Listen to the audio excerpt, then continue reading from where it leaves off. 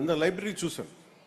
Library చూస్తే చిన్న library ఉంది, దానికి బీరువాలన్నీ ఉన్నాయి, కానీ లోపల పుస్తకాలు అంటే ఇంతమంది ఇన్ని వందల మంది విద్యార్థులకు సంబంధించిన పుస్తకాలు లేవని అనిపించింది.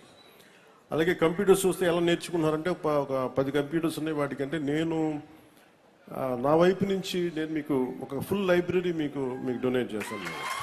నా సైడ్ నుంచి మీ లైబ్రరీని నేను ఈ స్కూల్ని నడిపితే ఎలా ఉంటుందో అలాంటి లైబ్రరీ మీకు నేను మంచి పుస్తకాలు పంపిస్తాను. మీకు అది ఇంగ్లీషు, అలాగే మీకు 3 భాషలు వచ్చు. మీకు ఆ 3 భాషలకు సంబంధించి మీకు ఒక హిందీలో మీకు ఒక రామ్ధారీ సింగ్ దినకర్ లాంటి ఒక గొప్ప రాష్ట్ర కవిని మీకు చదివేలాగా ఒక హిందీ పుస్తకాలు, తెలుగు పుస్తకాలు, మంచి ఇంగ్లీష్ పుస్తకాలు, ఇవన్నీ నేను మీకు సెలెక్ట్ చేసి ఒక దాదాపు ఒక నాకు బడ్జెట్ తెలియదు కానీ అంటే మీ లైబ్రరీ నిండిపోయేంత పుస్తకాలను కొత్త బీరువాలు కూడా పంపిస్తుంది.